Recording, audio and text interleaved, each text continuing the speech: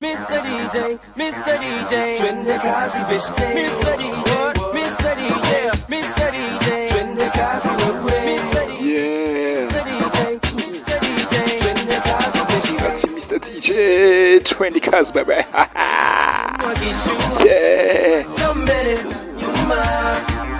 Anyways, nizere kumeze fresh sana. Nizere kumeze neza cyane kabisa. Muchezi igihugu zose uri muzigiye zitandukanye.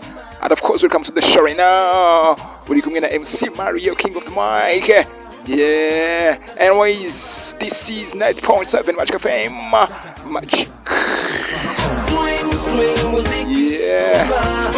Anyways, ndizera kumeze fresh, cyangwa ndizera kumeze neza cyane. Amajyepfo, amajyaruguru, iburasirazuba ndetse n'iburengera bwaryo kabisa. Ndizere ko mwese mumeze neza cyane. Ndizere ko mwese mukomeje kugira ibihe byiza cyane. Yeah.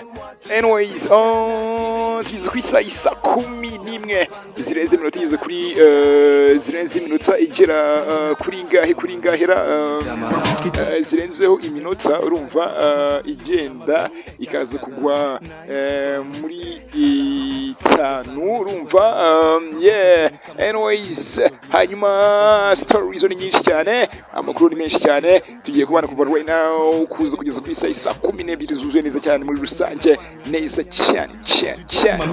Yeah. Anyways, nizere ko mumeze fresh sana, nizere ko mumeze neza cyane mu nce z'igihugu zose muri muziki zitandukanye, Nyarugenge, Gasabo, Kicukiro, ya baba n'ahandi henshi cyane kabisa. Nizere ko mwese mumeze neza cyane.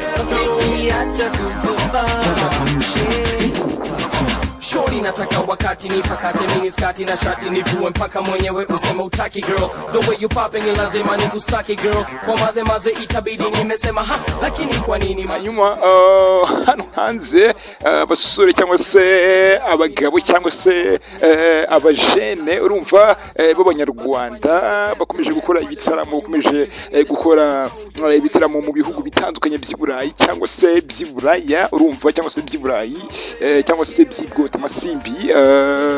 Abasore nyine batandukanye neza cyane biganjemo abaririmbi cyane rap cyangwa se abaraperi bakomeje gukora ibitaramo nyine bigiye bitandukanye. Yeah. Aribwo ndakubwira wita Betray, ndakubwira wita Izuba, ndakubwira wita Lady Ink ndetse n'abandi benshi cyane kabisa bagiye batandukanye. Yeah.